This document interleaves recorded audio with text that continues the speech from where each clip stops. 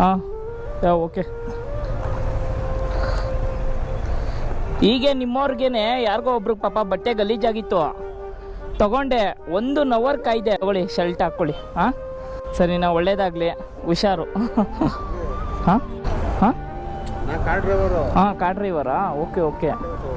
ಸ್ವಂತ ಕಾರ್ ಹಾಕ್ಬಿಟ್ಟಿತ್ತು. ಹಾಂ ಸ್ವಂತ ಕಾರದ್ದು ಇದು ಪಾಲಿಸ್ ಇತ್ತು. ಹಾಂ ಏನು ಸ್ವಲ್ಪ ಮಾಡಿ ಜಾಗ ಆಗುತ್ತೆ. ಕೋಡ್ಲೆ.